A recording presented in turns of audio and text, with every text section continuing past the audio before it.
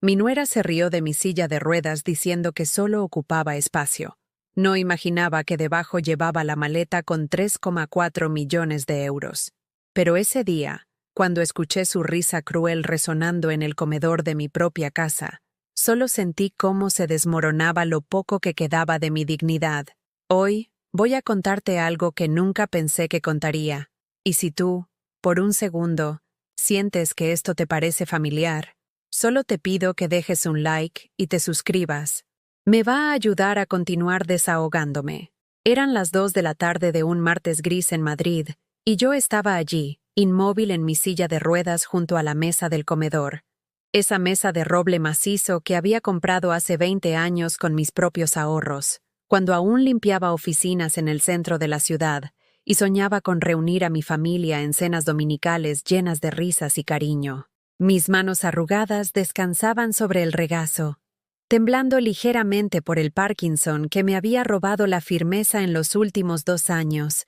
Llevaba puesto mi cardigan azul marino, el mismo que mi difunto esposo Manuel me había regalado en nuestro último aniversario, ahora demasiado grande para mi cuerpo encogido por la edad y el dolor.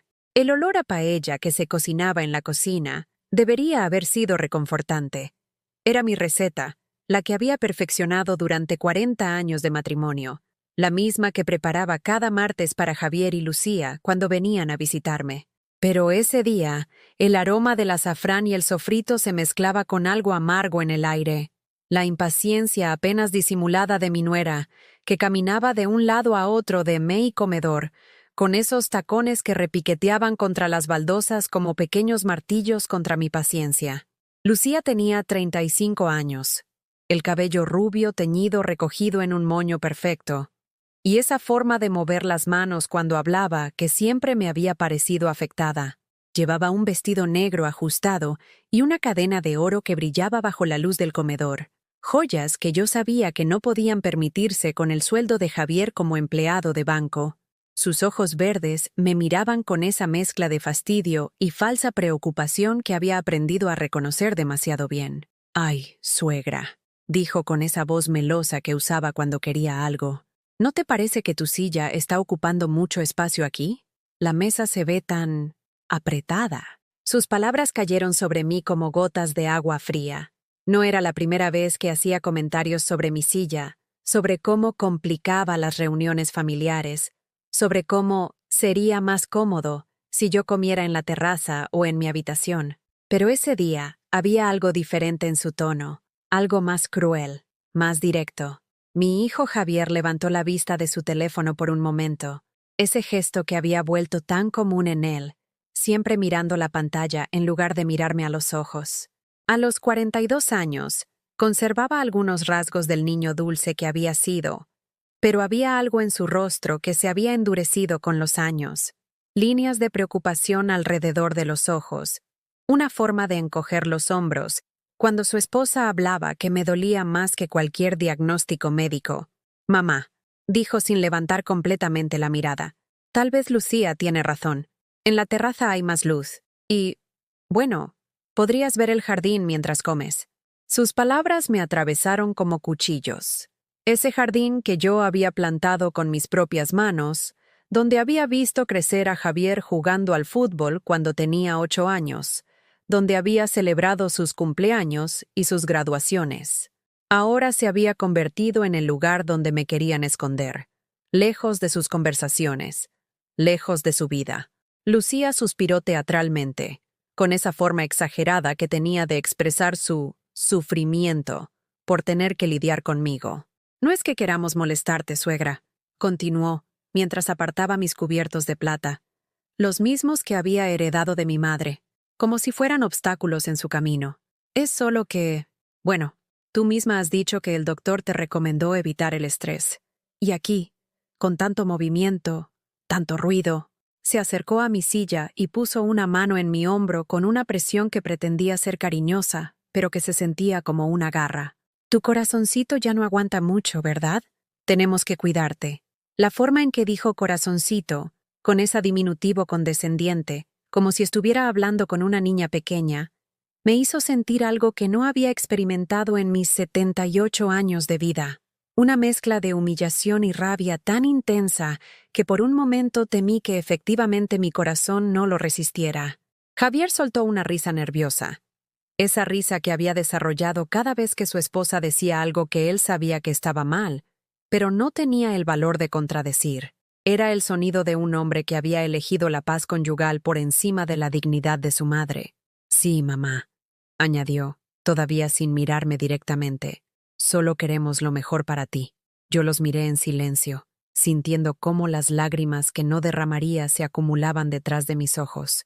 Mis manos, que tanto habían trabajado, limpiando oficinas hasta altas horas, cocinando para mi familia, cosiendo la ropa de Javier cuando el dinero no alcanzaba, ahora temblaban de impotencia sobre mi regazo. La silla de ruedas, que se había convertido en mi única compañía confiable después del accidente cerebrovascular que había sufrido el año anterior, de repente se sentía como una prisión que me separaba del mundo de los que podían caminar, de los que podían elegir dónde sentarse en su propia casa.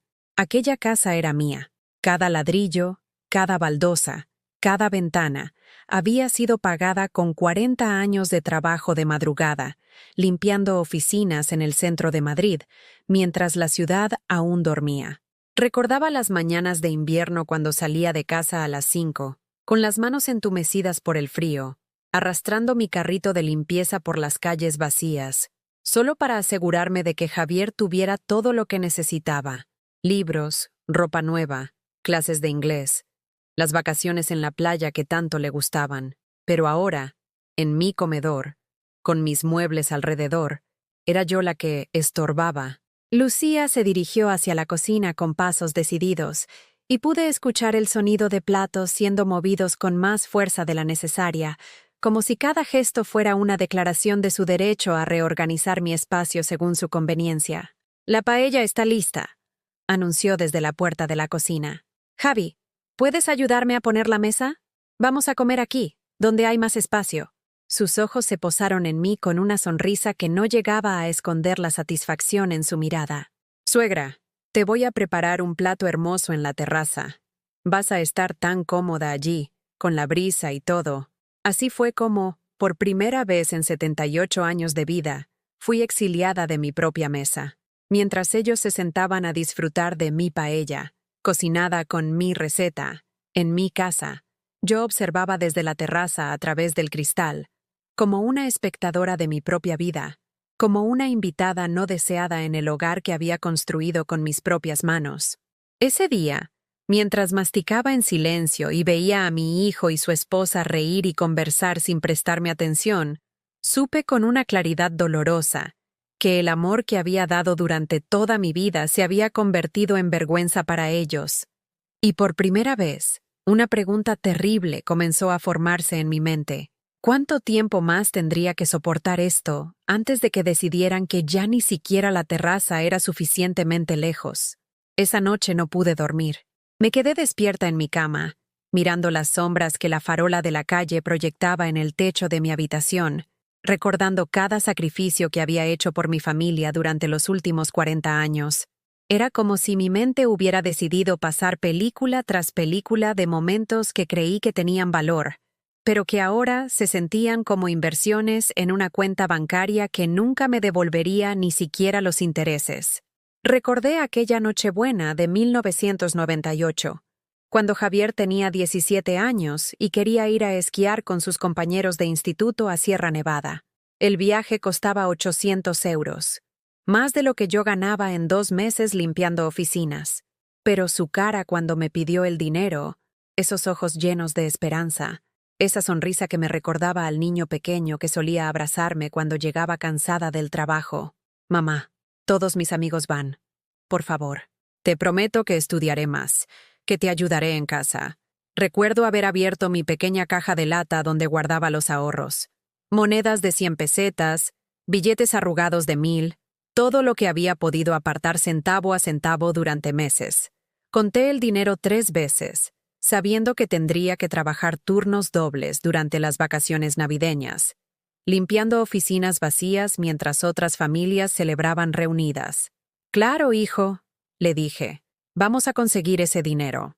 Trabajé desde el 23 de diciembre hasta el 2 de enero, 12 horas diarias, limpiando los edificios de oficinas del Paseo de la Castellana. Mis rodillas me dolían tanto que algunas noches tenía que ponerme compresas de hielo antes de dormir. Pero cuando Javier regresó de su viaje, bronceado y feliz, contándome anécdotas de las pistas de esquí, sentí que cada hora extra había valido la pena. Ahora, 26 años después, ese mismo hijo no podía ni mirarme a los ojos cuando su esposa me humillaba en mi propia casa. Los recuerdos siguieron llegando como oleadas implacables. La vez que vendí las joyas de mi madre, el collar de perlas que había pertenecido a mi abuela, los pendientes de oro que había usado el día de mi boda, para pagar la entrada del piso donde Javier y Lucía vivían ahora. Ellos necesitaban empezar su vida juntos, y yo, como siempre, encontré la manera de hacer posible lo imposible. Es solo un préstamo, mamá, me había dicho Javier cuando le entregué los 15,000 euros. En cuanto me asciendan en el banco, te lo devuelvo todo. Eso fue hace 8 años. El ascenso nunca llegó. O tal vez sí llegó, pero el dinero se destinó a otras prioridades. El coche nuevo de Lucía, las vacaciones en Mallorca, la reforma de la cocina que era urgente porque los azulejos estaban anticuados. Me levanté de la cama con dificultad. Mis piernas ya no respondían como antes, y el bastón que tenía que usar antes de la silla de ruedas me esperaba apoyado contra la mesita de noche. Caminé lentamente hasta el armario y saqué la caja de zapatos donde guardaba todas las fotografías familiares que Lucía había reubicado para darle un aire más moderno a la casa. Allí estaban todas las pruebas de mi vida dedicada a otros. Javier a los 5 años, sonriendo sin dientes delanteros, abrazándome después de su primer día de colegio. Yo llevaba puesto mi uniforme azul de limpieza.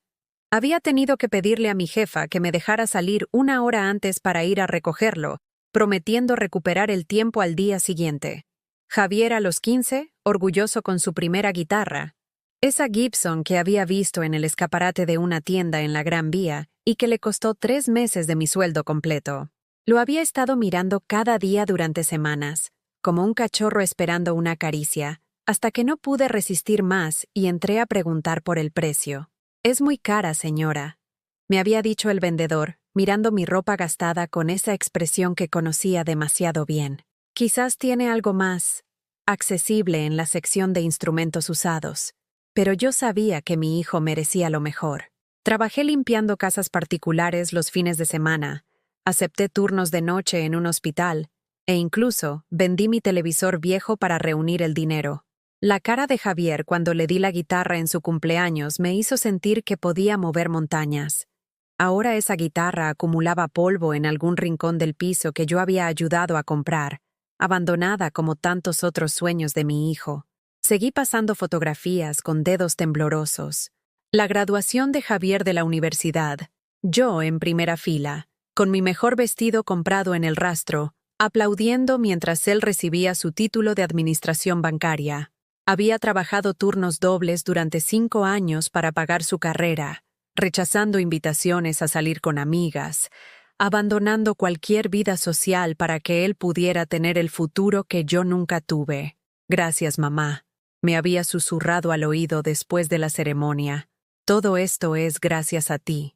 Nunca lo voy a olvidar», pero sí lo había olvidado. O tal vez simplemente había decidido que los sacrificios de una madre eran invisibles, algo natural que no requería reconocimiento ni gratitud. La boda de Javier y Lucía. Yo sonriendo forzadamente mientras ella me explicaba por qué no podía sentarme en la mesa principal.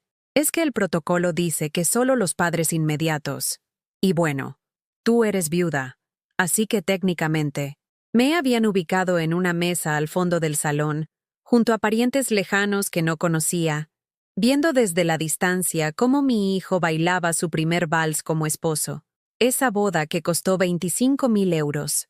25,000 euros que salieron de mis ahorros porque el banco no había aprobado el préstamo a tiempo y porque no podíamos cancelar todo ahora, mamá. Imagínate el ridículo. Otra vez Rosa al rescate, vendiendo los últimos recuerdos de mi juventud para que otros pudieran ser felices. Me senté en el borde de la cama con las fotografías esparcidas a mi alrededor como pedazos de una vida rota. En cada imagen yo aparecía sonriendo, orgullosa, feliz de poder dar. Pero ahora, mirándolas bajo la luz tenue de la lámpara de noche, pude ver algo que había estado negándome a reconocer. En ninguna de esas fotografías había reciprocidad. Era siempre yo dando, ellos recibiendo, yo aplaudiendo, ellos brillando, yo sacrificándome, ellos beneficiándose. ¿Cuándo había sido la última vez que Javier me había preguntado cómo estaba? ¿Cuándo había sido la última vez que había venido a visitarme solo porque quería pasar tiempo conmigo, no porque necesitara algo? ¿Cuándo había sido la última vez que me había agradecido algo sin inmediatamente pedir otra cosa? Las preguntas se agolpaban en mi mente como pájaros negros. Y con cada pregunta sin respuesta, una verdad terrible se hacía más clara. Yo había criado a un hijo que había aprendido a tomar mi amor como algo garantizado, algo que estaría siempre disponible sin importar cómo me tratara. A las 3 de la madrugada, el teléfono sonó.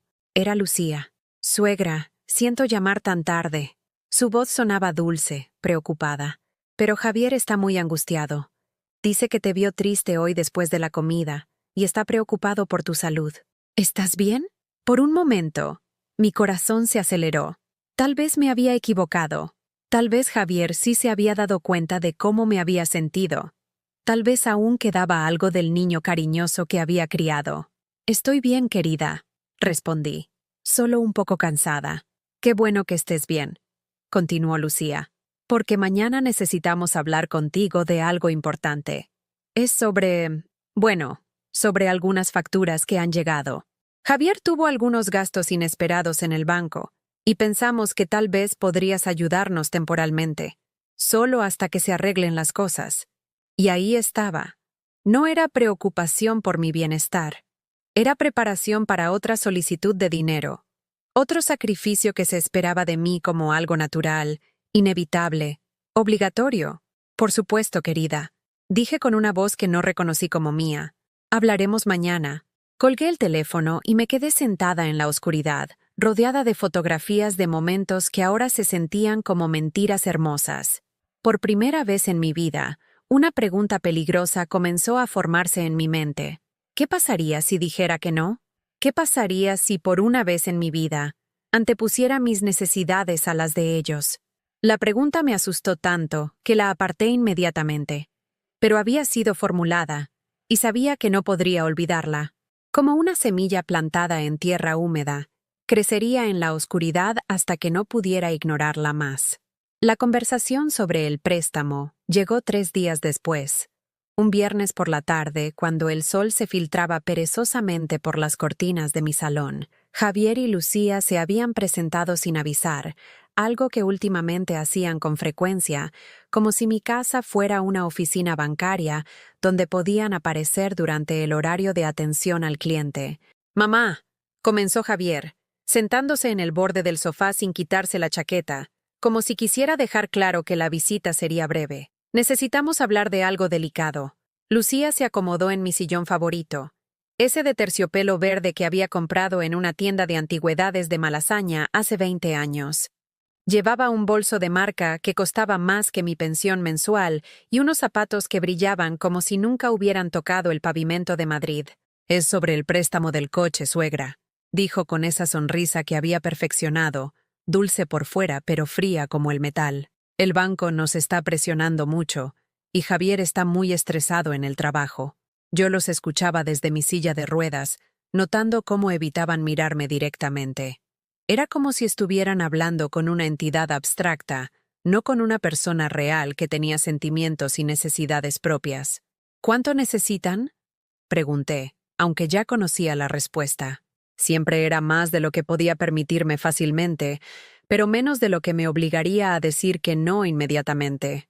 «Son 5.000 euros», dijo Javier rápidamente, «solo hasta que me den el ascenso que me prometieron. El director dice que es cuestión de semanas». 5.000 euros. Mi pensión completa durante 8 meses. El dinero que tenía reservado para el tratamiento de fisioterapia que mi médico había recomendado para mejorar la movilidad de mis piernas. «Por supuesto, hijo», respondí automáticamente, como había hecho tantas veces antes. Mañana vamos al banco.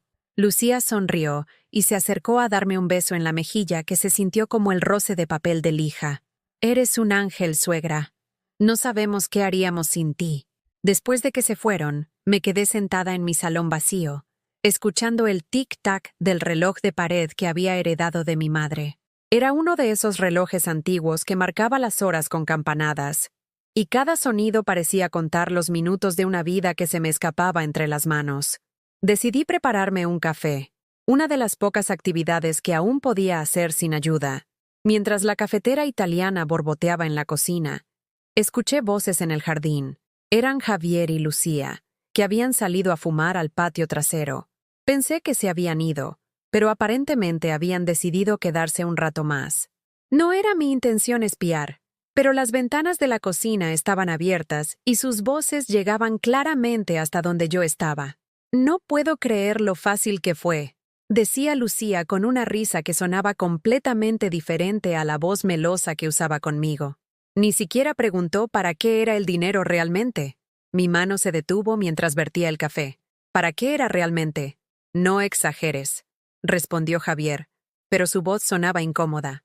Es mi madre, Lucía. No puedes hablar así de ella. Tu madre es una vieja ingenua que vive en el pasado, continuó Lucía sin bajar la voz. Cree que aún estamos en los años 80, cuando las madres se sacrificaban por sus hijos sin pedir nada a cambio. No se da cuenta de que eso ya no funciona así. Sentí como si alguien me hubiera clavado un puñal entre las costillas. Me aferré al borde de la encimera, tratando de mantener el equilibrio. El dinero del coche lo resolvimos hace 2 semanas con mi hermano, añadió Lucía. Estos 5,000 van directos a las vacaciones en Grecia. Necesitamos descansar después de tanto estrés. Lucía, basta, dijo Javier, pero su tono era más de fastidio que de verdadera oposición. Si ella se entera, ¿qué va a hacer? ¿Nos va a castigar sin postre? Lucía soltó otra carcajada. Tu madre está tan desesperada por mantener nuestra atención que pagaría cualquier cosa. Es patético, pero útil. Las palabras caían sobre mí como piedras. Cada una encontraba su marca, creando magulladuras en lugares de mi alma que no sabía que existían. Además, continuó Lucía, no va a vivir para siempre. Tiene 78 años, problemas de corazón, esa silla de ruedas. La casa será nuestra eventualmente, y todo el dinero que le hayamos pedido prestado será técnicamente una herencia adelantada. El café se derramó de la taza que no me di cuenta de que estaba temblando en mis manos. El líquido caliente me quemó los dedos, pero el dolor físico era nada comparado con lo que sentía en el pecho. No digas esas cosas, murmuró Javier. Es mi madre, y yo soy tu esposa, replicó Lucía con firmeza. ¿De qué lado estás, Javier? Porque a veces parece que te importa más la opinión de esa vieja que mi felicidad. Hubo un silencio largo. Yo contenía la respiración, esperando que mi hijo dijera algo, lo que fuera, que demostrara que aún tenía algo del niño bueno que había criado. Tienes razón, dijo finalmente Javier. Solo trata de ser más discreta cuando hables con ella. No queremos que sospeche nada. En ese momento sentí que algo se rompía dentro de mí. No era mi corazón. Eso habría sido demasiado dramático, demasiado limpio. Era algo más profundo, más fundamental. Era la imagen que tenía de mi hijo, la fe que había mantenido durante 42 años de que, sin importar qué pasara, él me amaría y me respetaría. Me las arreglé para llegar hasta mi habitación sin hacer ruido. Cerré la puerta y me senté en el borde de la cama, mirando la fotografía de Javier de niño que tenía en mi mesita de noche. En la imagen, tenía 7 años y me abrazaba fuerte después de un pesadilla. Yo lo había consolado toda la noche, cantándole las nanas que mi madre me había cantado a mí. Ahora ese mismo niño se había convertido en un hombre que planeaba mi herencia mientras yo aún estaba viva. Esa noche, por primera vez en décadas, lloré. No las lágrimas silenciosas de la frustración o el cansancio, sino sollozos profundos que parecían salir desde algún lugar muy hondo de mi pecho. Lloré por la mujer que había sido, que había trabajado hasta destruirse las manos para darle todo a su hijo. Lloré por la mujer que era ahora, invisible y despreciada en su propia casa. Pero sobre todo, lloré por el hijo que había perdido, porque el hombre que había estado en mi jardín esa tarde no era el Javier que yo había criado. Era un extraño que llevaba su cara, su voz, su nombre, pero que había perdido todo lo que yo había tratado de enseñarle sobre el amor, el respeto y la gratitud. Al día siguiente, cuando llegaron al banco para recoger el dinero, Lucía me trajo flores, margaritas baratas del supermercado que probablemente habían costado 3 euros. Para agradecerte tu generosidad, suegra, dijo con esa sonrisa perfecta. Eres tan buena con nosotros. Javier firmó los papeles sin mirarme a los ojos, como si fuera una transacción comercial en lugar de otro pedazo de mi vida que estaba entregando. Cuando se fueron, me quedé sola en mi casa con las margaritas marchitándose en un jarrón y una pregunta que no podía ignorar más. ¿Qué más habían dicho de mí cuando pensaban que no podía escucharlos? ¿Cuántas veces habían planeado mi generosidad como si fuera un recurso natural del que podían extraer beneficios indefinidamente? Esa noche, por primera vez en mi vida, dejé el teléfono descolgado. No quería escuchar más mentiras dulces, más solicitudes disfrazadas de amor familiar. Necesitaba silencio para procesar lo que había descubierto, que había estado viviendo una ilusión, y que las personas en las que más confiaba me veían no como una madre o una persona, sino como un cajero automático con sentimientos. Pasaron 4 días sin noticias de Javier y Lucía, 4 días de un silencio que al principio me resultó extraño, pero que gradualmente comencé a apreciar como si fuera un regalo inesperado. No había voces exigentes, no había solicitudes disfrazadas de amor, no había esa sensación constante de caminar sobre cáscaras de huevo en mi propia casa. Por primera vez en años, pude desayunar a mi ritmo, sin prisa por atender llamadas o preparar comida para visitas que venían solo cuando necesitaban algo. Me senté en la terraza con mi café y una tostada con mermelada de fresa, esa mermelada casera que hacía mi vecina Carmen y que me regalaba de vez en cuando. El sol de octubre se sentía tibio en mi rostro, y por un momento casi pude fingir que era una mujer normal disfrutando de una mañana tranquila. Pero el lunes llegó como un golpe de realidad. El teléfono comenzó a sonar a las 8 de la mañana, y cuando finalmente contesté, la voz de Lucía sonaba diferente. Ya no había dulzura fingida, no había el tono meloso que usaba cuando necesitaba algo. Esta vez había una impaciencia apenas disimulada, una urgencia que me puso inmediatamente en alerta. «Suegra, necesitamos verte hoy mismo», dijo sin preámbulos. «Es importante, muy importante». «¿Qué ha pasado? ¿Está bien, Javier?», pregunté, sintiendo cómo mi corazón se aceleraba con esa preocupación maternal que nunca desaparece, sin importar cuánto te lastimen tus hijos. «Javier está bien, pero tenemos que hablar». Llegamos a las 3. Y colgó. Sin despedida, sin explicación, sin siquiera preguntarme si me convenía el horario, como si mi tiempo, mi agenda, mis necesidades fueran completamente irrelevantes. Llegaron puntuales, pero esta vez no vinieron solos. Los acompañaba un hombre que no conocía, alto, delgado, con un maletín de cuero y esa forma de vestirse que grita «profesional caro». Me lo presentaron como Marcos, el primo abogado de Lucía, y su presencia en mi salón me hizo sentir como si estuviera siendo juzgada por un crimen que no recordaba haber cometido. «Mamá», comenzó Javier, pero su voz sonaba ensayada, como si hubiera practicado el discurso. «Hemos estado pensando mucho sobre tu situación». ¿Mi situación? Era mi casa, mi dinero, mi vida. ¿Cuándo se había convertido en una situación que ellos tenían que resolver? Lucía se sentó en mi sofá como si fuera la dueña del lugar, y Marcos abrió su maletín con movimientos precisos y calculados. «Doña Rosa», dijo Marcos con una voz que intentaba sonar paternal pero que se sentía condescendiente. «Su hijo y su nuera están preocupados por su bienestar. Una mujer de su edad, con sus limitaciones físicas, viviendo sola en una casa tan grande. Es peligroso. Limitaciones físicas. Como si mi silla de ruedas me hubiera convertido en un objeto roto que necesitaba ser desechado. «Estoy perfectamente bien», respondí, pero mi voz sonó más débil de lo que había pretendido. «Mamá, no es seguro», insistió Javier. El otro día te caíste en el baño. ¿Y si hubiera pasado algo grave? ¿Y si no hubiéramos llegado a tiempo? Me había resbalado saliendo de la ducha la semana anterior. Un pequeño accidente. Una rodilla raspada, nada más. Pero aparentemente habían tomado esa pequeña caída como evidencia de mi incapacidad para cuidarme.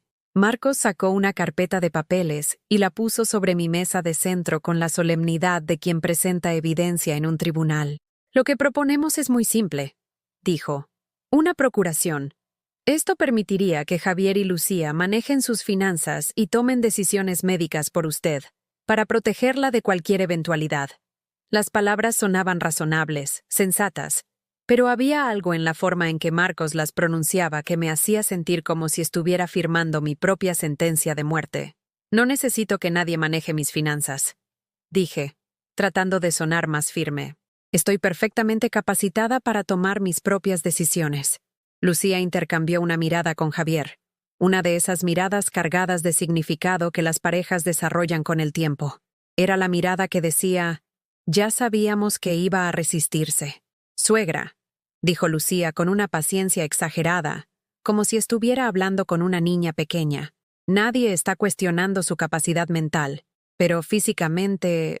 Usted misma ha dicho que a veces se siente confundida, que olvida dónde pone las cosas.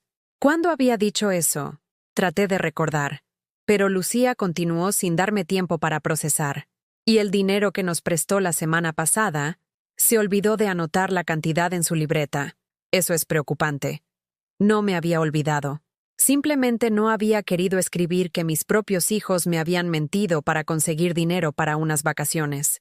Pero ellos habían interpretado mi silencio como confusión senil. Marcos se inclinó hacia adelante, adoptando esa postura que los profesionales usan cuando quieren parecer comprensivos, pero autoritarios al mismo tiempo. Doña Rosa, esto es por su propio bien. La procuración incluye una cláusula que le permite seguir viviendo en su casa, pero con la tranquilidad de saber que si algo le pasara, sus seres queridos podrían actuar inmediatamente. Javier se acercó a mi silla y puso una mano en mi hombro. Era la primera vez que me tocaba de manera cariñosa en meses, y odiaba lo desesperadamente que mi corazón respondió a ese pequeño gesto de afecto. Mamá, solo queremos cuidarte como tú nos cuidaste a nosotros, dijo, y por un momento sonó como el niño que había sido. Por favor, confía en nosotros. Confiar en ellos. Después de escuchar cómo hablaban de mí cuando pensaban que no podía oírlos. Después de descubrir que habían mentido sobre el dinero. Después de años de tomar mi generosidad como algo garantizado. Pero era mi hijo, el niño que había criado, que había amado más que a mi propia vida. Y por un momento terrible, desesperanzador, consideré la posibilidad de que tal vez tenían razón. Tal vez estaba confundida. Tal vez era una carga. Tal vez sería mejor que alguien más tomara las decisiones difíciles. Necesito pensarlo, dije finalmente. Marcos cerró su maletín con un chasquido seco. Por supuesto, pero no se demore mucho. Este tipo de trámites puede volverse más complicado con el tiempo. ¿Más complicado para quién? Después de que se fueron, me quedé sentada en mi salón, mirando los papeles que habían dejado sobre la mesa. Términos legales que no entendía completamente. Cláusulas escritas en ese lenguaje técnico que parecía diseñado para confundir más que para clarificar. Llamé a Carmen, mi vecina de toda la vida.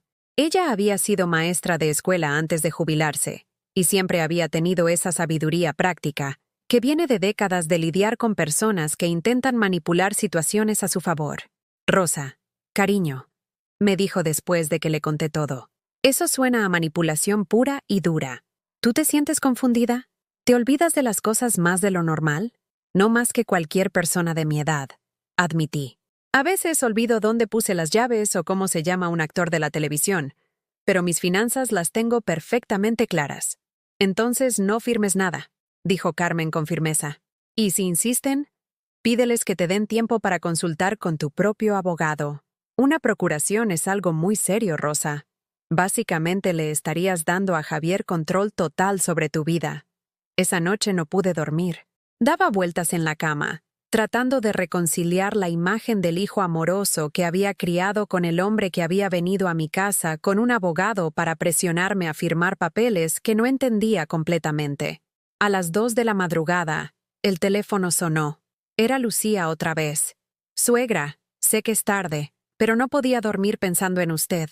Su voz sonaba dulce otra vez, pero ahora podía detectar la falsedad como si fuera un perfume demasiado fuerte. Javier está muy preocupado. Dice que se veía muy cansada hoy, muy frágil. Estoy bien, Lucía, respondí. Lo sé, pero a veces uno no se da cuenta de cuándo necesita ayuda, ¿verdad? Como mi abuela. Ella también insistía en que estaba bien, hasta que se cayó y se rompió la cadera. Estuvo sola en el suelo durante horas antes de que alguien la encontrara. La imagen que pintaba era aterradora, y sabía que era exactamente lo que pretendía. Quería que me imaginara sola, caída, sufriendo, para que la procuración pareciera no solo razonable, sino necesaria. Marcos dice que mientras más esperemos, más complicado se vuelve el proceso, continuó. Y si algo le pasara antes de que firmáramos los papeles, bueno, sería un desastre para todos. Después de colgar, me quedé despierta hasta el amanecer, sintiendo cómo las paredes de mi propia casa se cerraban a mi alrededor. Era como si estuviera siendo empujada hacia una decisión que no quería tomar, pero que cada día parecía más inevitable. El miércoles por la mañana llegó un sobre certificado. Era de Marcos, el abogado de Lucía, y contenía una copia de los papeles de la procuración junto con una nota escrita a máquina que decía: «Estimada doña Rosa, adjunto los documentos para su revisión. Le recomiendo no demorar más la firma, ya que hemos detectado algunas irregularidades en sus cuentas bancarias que requieren atención inmediata». ¿Irregularidades? Me quedé mirando la carta, leyéndola una y otra vez. ¿Qué irregularidades? Yo manejaba mis cuentas con la precisión de alguien que había vivido toda la vida contando cada euro. Sabía exactamente cuánto tenía, cuánto gastaba, cuánto había prestado a mi familia. Llamé inmediatamente al banco. Después de esperar en línea durante 20 minutos escuchando esa música horrible que ponen mientras uno aguarda, finalmente me atendió una chica muy amable llamada Patricia. «Buenos días, doña Rosa. He revisado su cuenta y todo está perfectamente en orden. No veo ninguna irregularidad», me dijo con voz clara y profesional. «Sus movimientos son muy regulares, su pensión que entra cada mes, algunos retiros en efectivo, las transferencias que hace periódicamente». «¿Qué transferencias?», pregunté, sintiendo cómo se me helaba la sangre. «Bueno, las que hace cada mes a la cuenta de don Javier Morrison. Siempre la misma cantidad, 600 euros. ¿No las recuerda? 600 euros. Cada mes. ¿Durante cuánto tiempo había estado enviando dinero automáticamente a mi hijo sin siquiera darme cuenta? Traté de recordar cuándo había autorizado esas transferencias, pero mi mente estaba en blanco. «¿Desde cuándo se hacen esas transferencias?», pregunté con voz temblorosa. «Déjeme revisar. Aquí está. Desde enero del año pasado. Fueron autorizadas mediante una orden de transferencia automática firmada por usted. Enero del año pasado, justo después de mi accidente cerebrovascular, cuando había estado confundida durante varias semanas, cuando Javier y Lucía habían estado ayudándome con los papeles del seguro médico y otras gestiones complicadas. ¿Podría cancelar esas transferencias?», pregunté. «Por supuesto, doña Rosa. ¿Quiere que las cancele a partir del próximo mes?». «Sí, por favor». Después de colgar, me quedé sentada en mi cocina, calculando mentalmente. 600 euros multiplicados por 22 meses. Más de 13.000 euros que habían salido de mi cuenta sin que yo fuera realmente consciente de ello. Dinero que había financiado su estilo de vida mientras yo me privaba de cosas básicas como la fisioterapia que necesitaba o los medicamentos que mi médico había recomendado pero que eran demasiado caros. Esa tarde, cuando Javier llegó para su visita de rutina, esas visitas que ahora sabía que coincidían siempre con el día en que necesitaba algo, decidí que era hora de tener una conversación diferente. «Hijo», le dije mientras él revisaba distraídamente su teléfono sentado en mi sofá, «he estado pensando en lo de la procuración».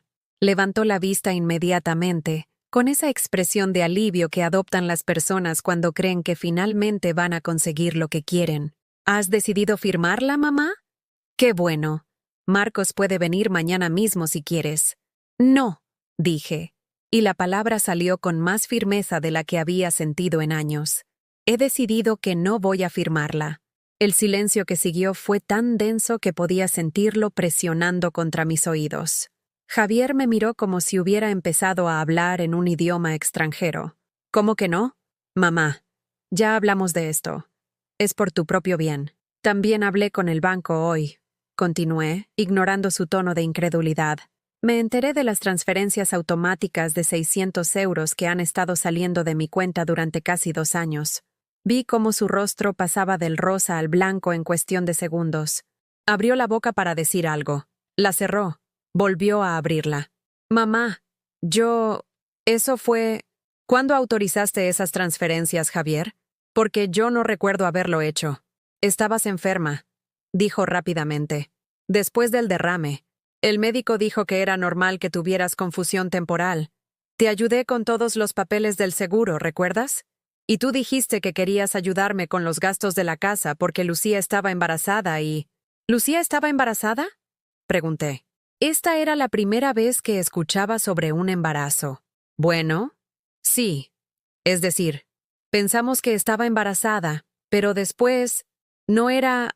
Fue una falsa alarma. Las mentiras se acumulaban una sobre otra como naipes en un castillo a punto de desplomarse. Mi hijo, mi propio hijo, había aprovechado mi momento de mayor vulnerabilidad para robarse mi dinero. No había otra palabra para describirlo. Era robo. Las transferencias están canceladas, dije con una calma que no sabía que poseía. Y no voy a firmar ninguna procuración. Javier se puso de pie bruscamente, y por primera vez en mi vida, vi algo en sus ojos que me asustó. No era tristeza ni decepción, era rabia.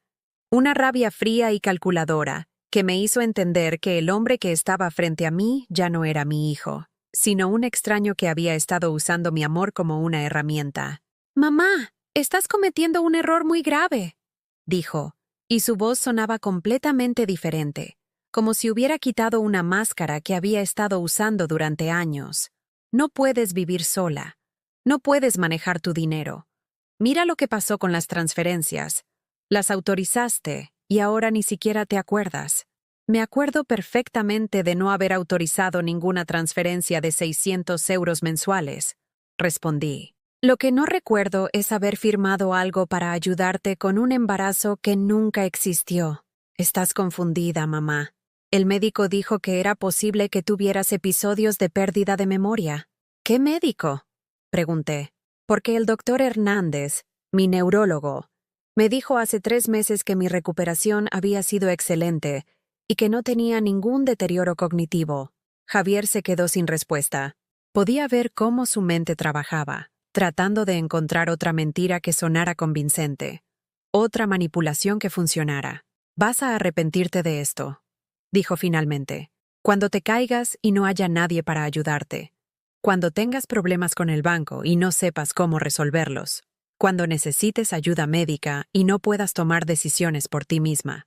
Puede ser, respondí, pero va a ser mi decisión arrepentirme, no la tuya. Se dirigió hacia la puerta con pasos rápidos y furiosos, pero se detuvo antes de salir.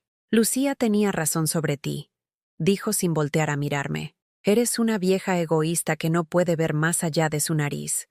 Hemos tratado de ayudarte, de cuidarte, de incluirte en nuestras vidas, y tú nos pagas con desconfianza y acusaciones.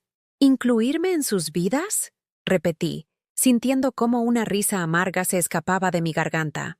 Como cuando me pusieron a comer en la terraza porque mi silla ocupaba mucho espacio. Se volvió hacia mí, y por un momento vi algo parecido a la vergüenza cruzar por su rostro, pero desapareció tan rápido que pensé que lo había imaginado. Eso fue... Lucía solo pensaba en tu comodidad. No, Javier. Lucía pensaba en su propia comodidad.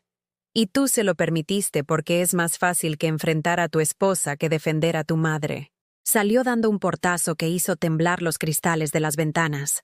Me quedé sentada en mi silla, temblando no por miedo, sino por la adrenalina de haber dicho por fin todas las cosas que había estado callando durante años. Por primera vez en mi vida, había dicho no a mi hijo. Por primera vez en 78 años, había puesto mis necesidades antes que las de otra persona, y aunque sabía que las consecuencias serían terribles, también sabía que había hecho lo correcto. Esa noche llamé a Carmen y le conté todo. «Estoy orgullosa de ti, Rosa», me dijo. «Sé que no fue fácil, pero hiciste lo que tenías que hacer». «Tengo miedo, Carmen», admití. «¿Y si realmente no puedo cuidarme sola? ¿Y si necesito ayuda y ellos ya no están?» «Entonces encontraremos otra forma de conseguir ayuda», respondió sin vacilar. «Hay servicios sociales, hay organizaciones para personas mayores, hay gente buena en el mundo que ayuda sin intentar robarte. Lo que no hay es excusa para permitir que tu propio hijo te trate como un cajero automático». Esa noche dormí mejor de lo que había dormido en meses. Por primera vez en años, no tenía que preocuparme por qué nueva solicitud de dinero llegaría al día siguiente, qué nueva mentira tendría que fingir que creía, qué nueva humillación tendría que soportar en nombre del amor familiar. Había dicho no, y el mundo no se había acabado. Había defendido mi dignidad y seguía respirando. Había puesto límites, y me sentía más viva de lo que me había sentido en años. No tuve que esperar mucho para las represalias. A las 8 de la mañana del día siguiente, mi timbre sonó con la insistencia de alguien que no acepta un no por respuesta. Cuando abrí la puerta, allí estaba Lucía con una expresión que nunca había visto antes. Ya no había rastros de la sonrisa dulce o la preocupación fingida. Su rostro era pura furia contenida, con los labios apretados en una línea fina y los ojos brillando con una intensidad que me hizo dar un paso atrás instintivamente. «¿Se puede saber qué le hiciste a mi marido anoche?», dijo, empujando la puerta y entrando sin esperar invitación. Llegó a casa hecho un desastre, diciendo que su propia madre lo había acusado de ser un ladrón. «Buenos días, Lucía», respondí, tratando de mantener la calma que había encontrado la noche anterior. Javier y yo tuvimos una conversación necesaria sobre las transferencias bancarias que... «¿Transferencias bancarias?», me interrumpió con una risa cruel. «¿Esas son las transferencias por las que tanto te quejas? ¿600 euros? Rosa, gastamos más que eso en una cena». Se dirigió hacia mi salón como si fuera la dueña de la casa, y yo la seguí en mi silla de ruedas, sintiendo por primera vez que era yo la intrusa en mi propio hogar. «No se trata de la cantidad, Lucía. Se trata de que fueron autorizadas sin mi consentimiento real, cuando estabas confundida y necesitabas ayuda». Me cortó nuevamente. «Javier pasó semanas cuidándote, llevándote al médico, organizando tus medicinas, pagando a la mujer que venía a limpiar porque tú no podías ni levantarte de la cama. ¿Y así le pagas? ¿Acusándolo de ladrón?». Su versión de la historia sonaba tan convincente que por un momento dudé de mi propia memoria. Era cierto que había estado confundida después del accidente cerebrovascular, y era cierto que Javier había estado más presente durante esas semanas, pero también recordaba haber preguntado específicamente por mis finanzas y que él me había asegurado que todo estaba bajo control. «Lucía, yo no llamé ladrón a nadie. Solo dije que no recordaba haber autorizado». «Por supuesto que no recuerdas», gritó, y su voz llenó toda la habitación con una fuerza que me hizo encogerme en mi silla. «Tienes 78 años y problemas de memoria. Por eso necesitas que alguien se haga cargo de tus asuntos». Se acercó a mí hasta quedar tan cerca que pude oler su perfume caro mezclado con algo más, el olor del desprecio. «¿Sabes qué? Ya estoy harta de fingir, harta de tratarte con guantes de seda, harta de caminar en puntillas alrededor de tus sentimientos de viejita sensible. ¿Quieres saber la verdad? Tu hijo viene a verte por obligación. Yo vengo por obligación. Nadie disfruta estar contigo, Rosa. Eres una carga, un peso muerto que arrastramos por lástima».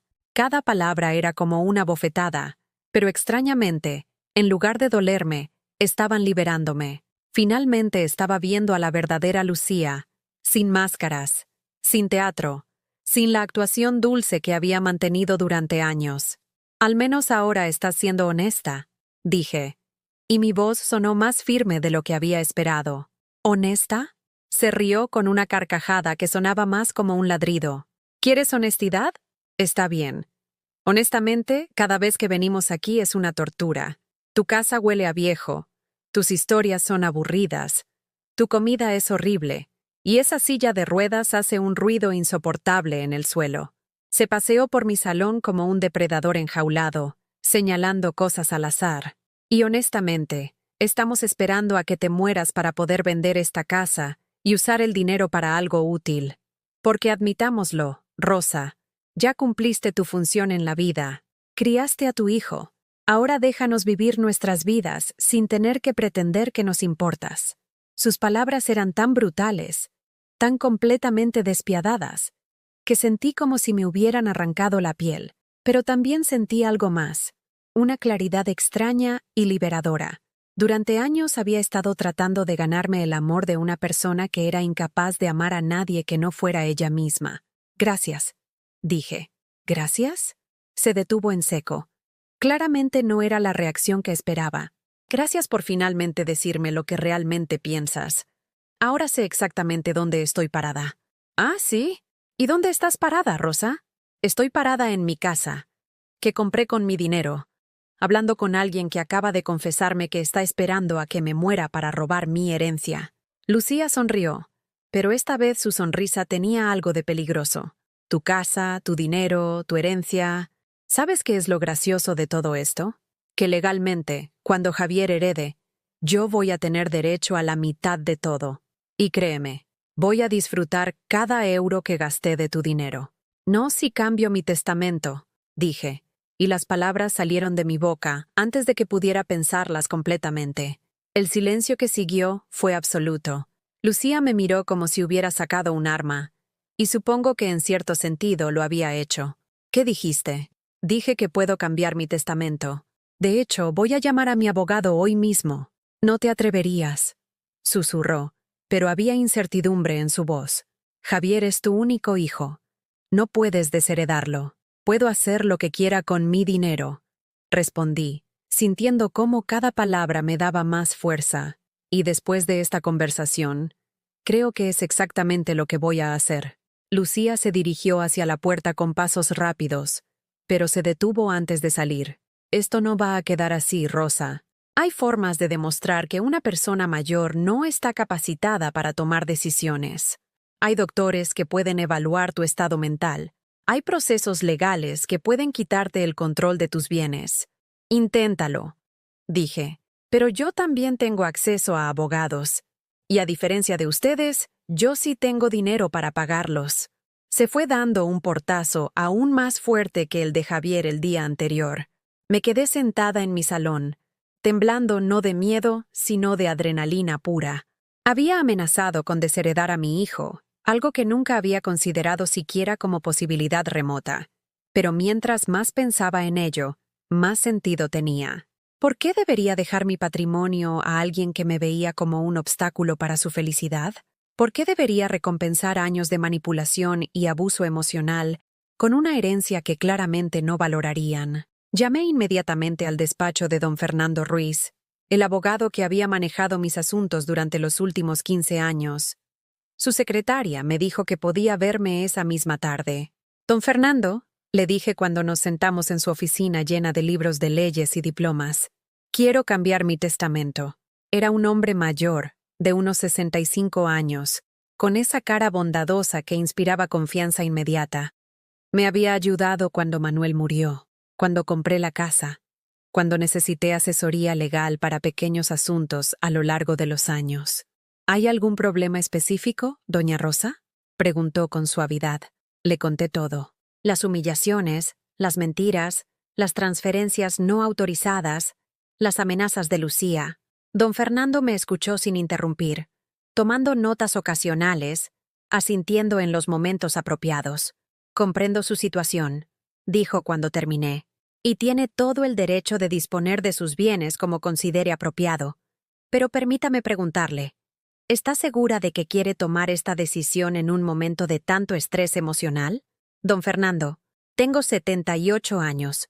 No tengo tiempo para esperar a que mis emociones se calmen. Y francamente, creo que mis emociones están perfectamente justificadas. Por supuesto que lo están, se apresuró a aclarar.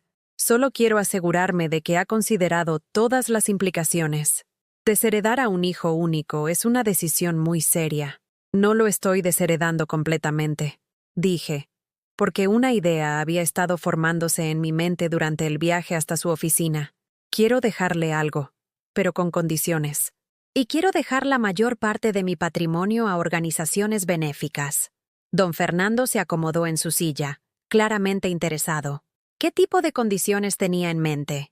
Quiero que herede algo solo si puede demostrar que ha aprendido a valorar a las personas mayores.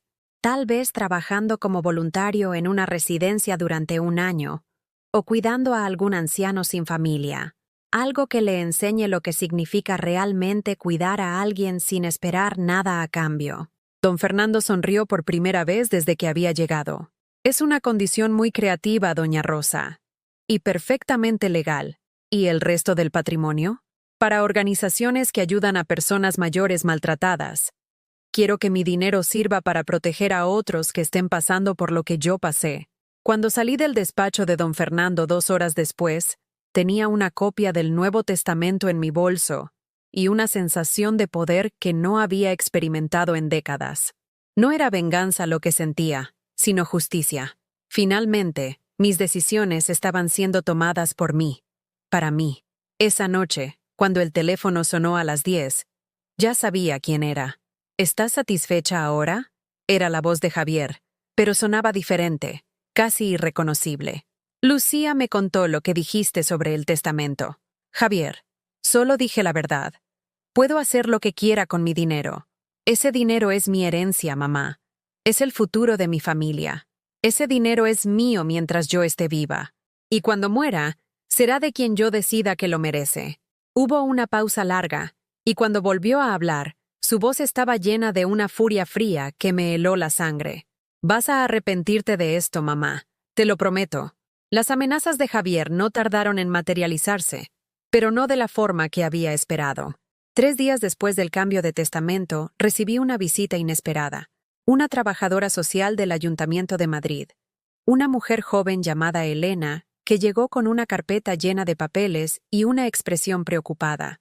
Buenos días, doña Rosa, dijo con una sonrisa profesional. Soy Elena Martínez, del Departamento de Servicios Sociales. Hemos recibido algunas llamadas de preocupación sobre su bienestar, y vengo a hacer una evaluación rutinaria.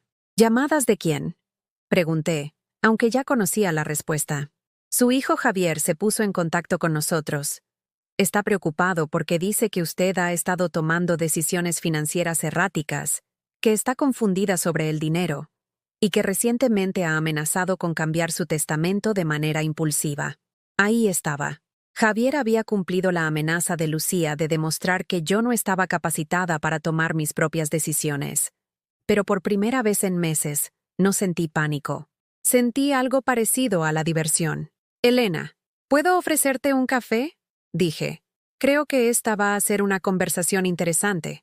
Durante la siguiente hora, Elena revisó mi casa, mis medicinas, mis facturas pagadas, mi nevera llena de comida fresca que yo misma había comprado y organizado.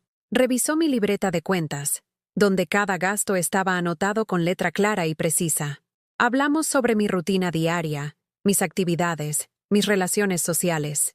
Doña Rosa, dijo finalmente, cerrando su carpeta, voy a ser completamente honesta con usted. Su hijo pintó un cuadro muy diferente del que estoy viendo aquí. Habló de una mujer confundida, incapaz de cuidarse, tomando decisiones irracionales. Pero usted parece estar perfectamente lúcida y en control de su vida. ¿Puedo contarte algo, Elena?, dije. Y quiero que lo anotes en tu informe. Le conté todo. No solo las mentiras recientes, sino años de manipulación, de transferencias no autorizadas, de humillaciones constantes. Elena escuchaba y tomaba notas, y pude ver cómo su expresión cambiaba gradualmente de preocupación profesional a indignación personal. Esto es abuso financiero y emocional, dijo cuando terminé. Y el hecho de que su hijo haya llamado a servicios sociales después de que usted tomara medidas para protegerse. Bueno, eso me dice todo lo que necesito saber sobre sus motivaciones. ¿Qué va a pasar ahora?, pregunté. Voy a hacer un informe que establezca claramente que usted está perfectamente capacitada para tomar sus propias decisiones. Y voy a recomendarle que considere poner una denuncia por abuso financiero. Después de que Elena se fue, me quedé sentada en mi salón, sintiendo algo que no había experimentado en años. La validación de una profesional neutral, que había confirmado lo que yo sabía en mi corazón. No estaba loca, no estaba confundida, no estaba tomando decisiones irracionales. Estaba, por primera vez en décadas, cuidando de mí misma.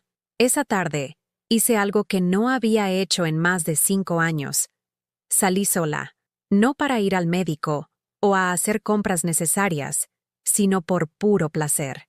Tomé un taxi hasta el Retiro y pasé 2 horas paseando por los senderos en mi silla de ruedas, viendo familias con niños, parejas jóvenes, personas mayores como yo, que habían decidido que la edad no era excusa para dejar de disfrutar la vida. Me detuve junto al estanque donde los patos nadaban perezosamente bajo el sol de noviembre. Un hombre mayor, de unos 80 años, estaba sentado en un banco cercano dándoles migas de pan. «Hermosa tarde, ¿verdad?», me dijo con una sonrisa genuina. «Sí», respondí. «La primera hermosa tarde que he tenido en mucho tiempo». «¿Primera?», preguntó con curiosidad. «¿Ha estado enferma?». «No exactamente», dije, sorprendiéndome a mí misma con mi honestidad. He estado viviendo la vida que otros querían que viviera en lugar de la mía propia. Él asintió como si entendiera perfectamente. Ah, eso. Yo pasé por lo mismo después de que mi esposa murió. Mis hijos querían que vendiera la casa, que me mudara cerca de ellos, que dejara de conducir, que dejara de viajar. Básicamente querían que me convirtiera en un mueble viejo que pudieran colocar en una esquina y visitar de vez en cuando. «¿Qué hiciste?». Les dije que me amaran como soy o me dejaran en paz. Sonrió. Fue la mejor decisión que tomé en mis 80 años. ¿Sabe qué descubrí? Que cuando dejas de tratar de ganar el amor de personas que no te van a amar de todas formas, tienes muchísima más energía para las cosas que realmente importan. Esas palabras resonaron en mí durante todo el camino de regreso a casa. Cuando dejas de tratar de ganar el amor de personas que no te van a amar de todas formas. Era exactamente lo que había estado haciendo durante años, gastando toda mi energía emocional, tratando de convertirme en la madre perfecta para un hijo que había decidido que yo era un obstáculo para su felicidad. Esa noche tomé otra decisión radical. Llamé a una agencia de viajes. «Buenos días, soy Rosa Morrison», dije cuando me contestaron. «Quiero reservar un viaje a Valencia. Solo una persona, para la semana que viene». Hacía más de 10 años que no tomaba vacaciones. Desde la muerte de Manuel, todas mis decisiones habían girado alrededor de estar disponible para Javier, de asegurarme de que él supiera que podía contar conmigo cuando me necesitara. Ahora me daba cuenta de que lo único que había conseguido era enseñarle que mi tiempo y mi dinero no tenían valor. Valencia había sido siempre mi lugar favorito en España. Manuel y yo habíamos pasado nuestra luna de miel allí, caminando por la ciudad de las artes y las ciencias, comiendo paella frente al mar, soñando con el futuro que íbamos a construir juntos. Ahora iba a regresar, pero esta vez sola, para construir algo nuevo, una vida que me perteneciera completamente.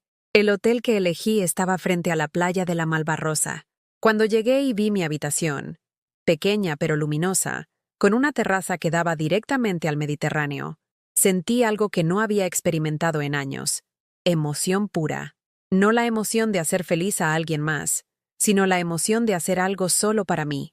La primera mañana en Valencia me desperté temprano, antes del amanecer, y salí a la terraza en mi camisón.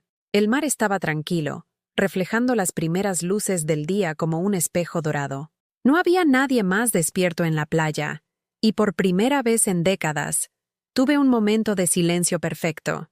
Sin teléfonos sonando, sin voces demandantes, sin la sensación constante de que tenía que estar disponible para resolver los problemas de otros. Me serví un café y me senté allí hasta que el sol estuvo completamente arriba, solo respirando, solo existiendo, solo siendo Rosa, sin los apellidos de esposa y madre que habían definido mi identidad durante tanto tiempo. En el desayuno del hotel conocí a Carmen Delgado, una mujer de 75 años que estaba viajando sola por España después de enviudar el año anterior. ¿Primera vez viajando sola? Me preguntó mientras compartíamos una mesa junto a la ventana. ¿Se nota? Reí. Se nota, pero de la mejor manera. Tienes esa expresión de alguien que acaba de descubrir algo maravilloso. Estoy descubriendo que puedo ser feliz sin pedir permiso a nadie, dije, sorprendiéndome otra vez con mi honestidad. Carmen sonrió con esa sabiduría que solo viene con la experiencia. Es gracioso cómo pasamos toda la vida creyendo que necesitamos la aprobación de otros para ser felices, ¿verdad? Yo desperdicié 5 años después de que murió mi marido, esperando que mis hijos me invitaran a sus vidas, hasta que me di cuenta de que tenía mi propia vida que vivir. ¿Qué cambiaste? Todo, dijo simplemente. Vendí la casa demasiado grande, compré un apartamento pequeño cerca del mar, aprendí a pintar, viajo 3 meses al año. Mis hijos al principio se molestaron porque ya no estaba disponible para cuidar nietos cada fin de semana, pero eventualmente se acostumbraron. ¿Y sabes qué es lo más gracioso? Ahora me respetan más que antes. Esa tarde caminé, rodé, por las calles de Valencia, explorando mercados, probando horchata en las horchaterías tradicionales, comprándome un vestido nuevo en una boutique pequeña. El vestido era azul marino con pequeñas flores blancas. Elegante pero no formal, el tipo de ropa que había dejado de comprarme cuando decidí que las mujeres de mi edad debían vestirse de manera apropiada. Cuando me lo probé en el espejo del probador, casi no me reconocí, no solo por el vestido, sino por la expresión en mi cara. Había algo diferente en mis ojos, algo que había estado ausente durante tanto tiempo que había olvidado que existía. Esperanza. Esa noche cené sola en un restaurante frente al mar, pidiendo exactamente lo que quería sin tener que considerar los gustos de nadie más. Gambas al ajillo, que a Javier nunca le habían gustado. Vino blanco, que Lucía siempre decía que era bebida de viejas. Crema catalana de postre, que Manuel solía decir que era demasiado dulce. Por primera vez en décadas, cada decisión, desde la mesa donde sentarme hasta el postre que elegir, fue completamente mía. Y con cada elección personal, sentí como si estuviera recuperando pedazos de mi alma que había estado regalando sin darme cuenta. Cuando regresé a Madrid una semana después, era una mujer diferente. No había resuelto todos mis problemas, pero había recordado algo fundamental, que tenía derecho a tener problemas propios en lugar de vivir únicamente para resolver los problemas de otros. La casa se sentía diferente también, más tranquila, más mía. Había estado ausente solo una semana, pero parecía que había roto algún hechizo invisible que me había mantenido prisionera en mi propia vida. 6 meses después de mi viaje a Valencia, estoy sentada en la terraza de mi nueva casa.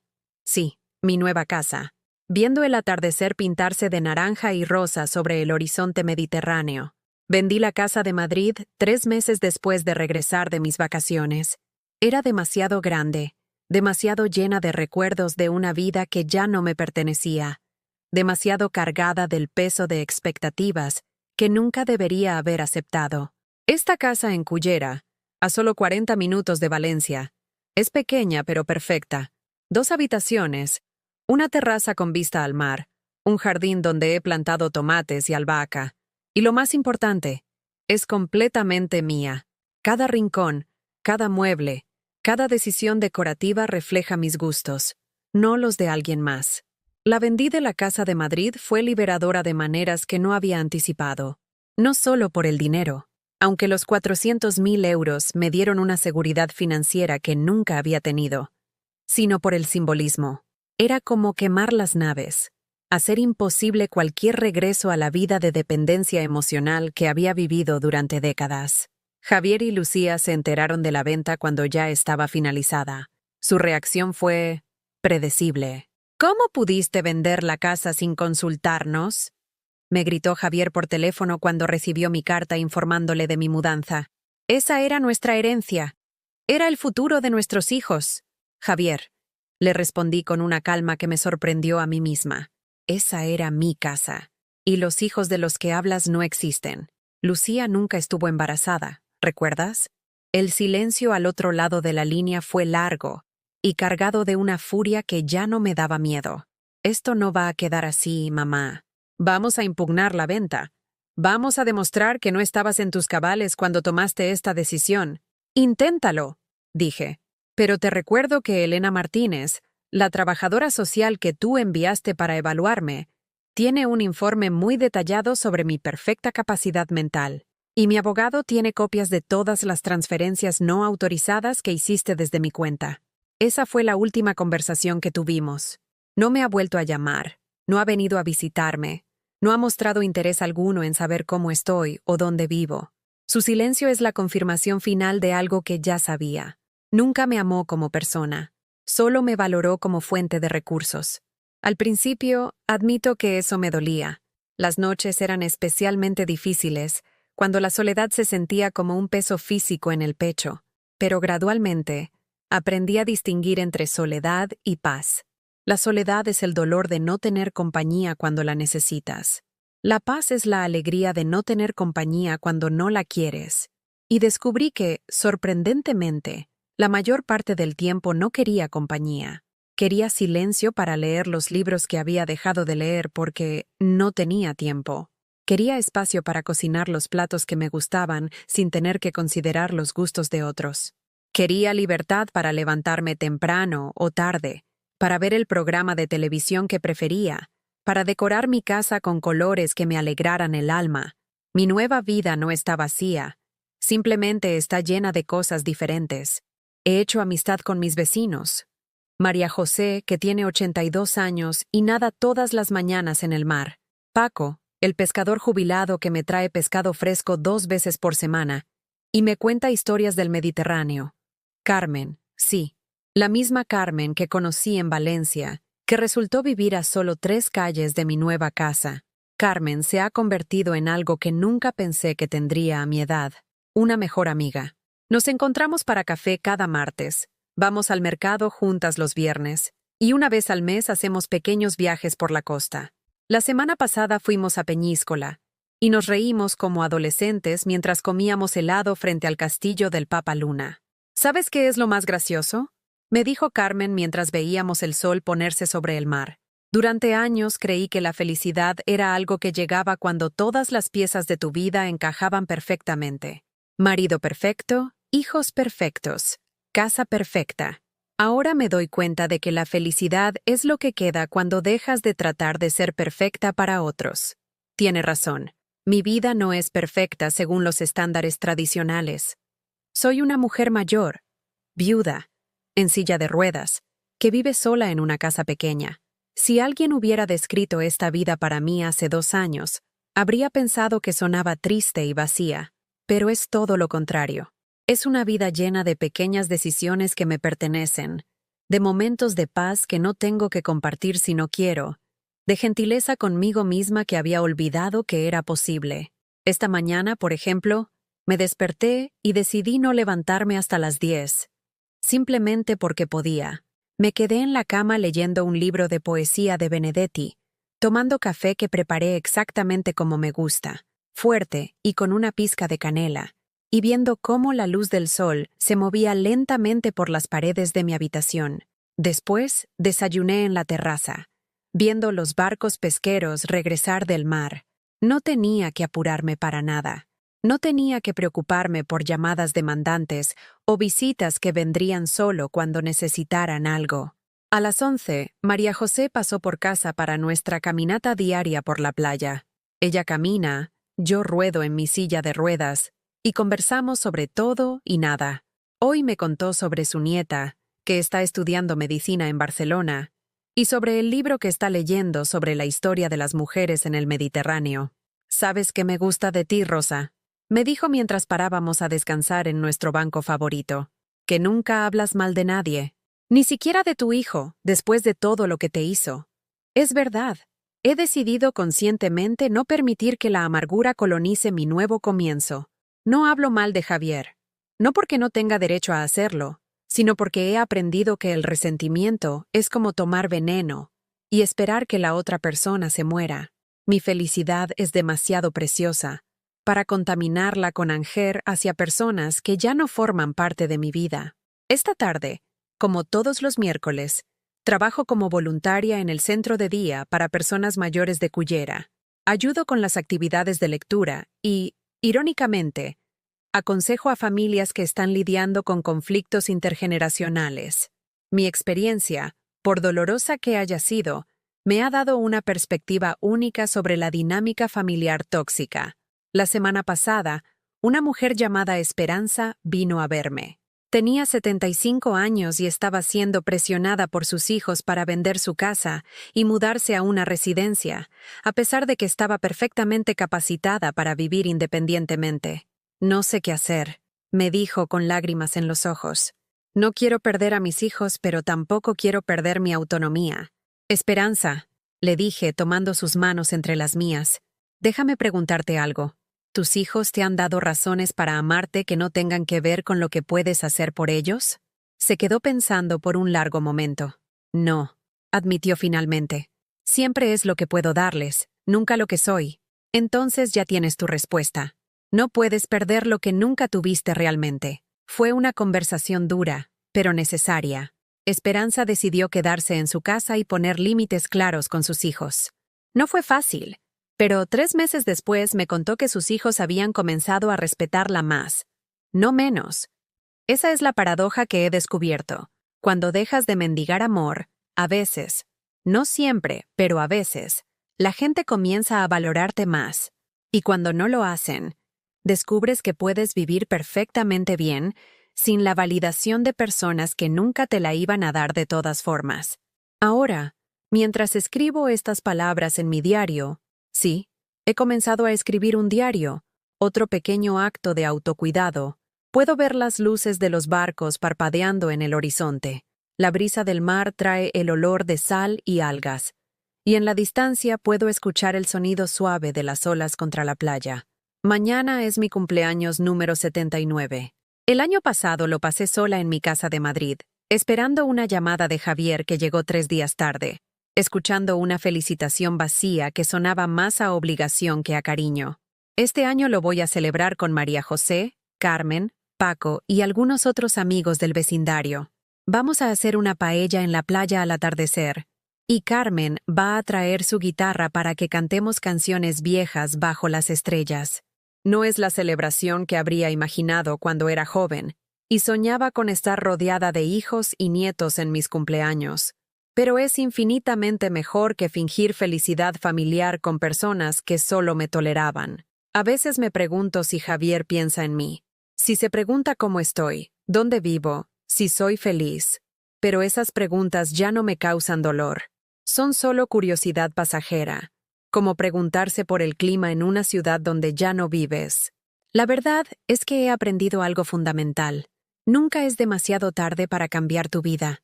Nunca es demasiado tarde para poner límites. Nunca es demasiado tarde para elegir tu propia felicidad por encima de la comodidad de otros. Tengo 79 años, uso silla de ruedas, vivo sola en una casa pequeña junto al mar, y soy más feliz de lo que he sido en décadas. ¿Has vivido alguna vez algo parecido? ¿Conoces a alguien que haya tenido que elegir entre su propia dignidad y el amor familiar? Cuéntamelo en los comentarios. Y si esta historia te tocó el corazón, por favor dale like y suscríbete al canal. Nunca sabes quién podría necesitar escuchar que es posible comenzar de nuevo, sin importar la edad que tengas o cuánto tiempo hayas estado viviendo la vida que otros esperaban de ti. Porque al final, la única vida que realmente tienes es la tuya, y mereces vivirla en tus propios términos.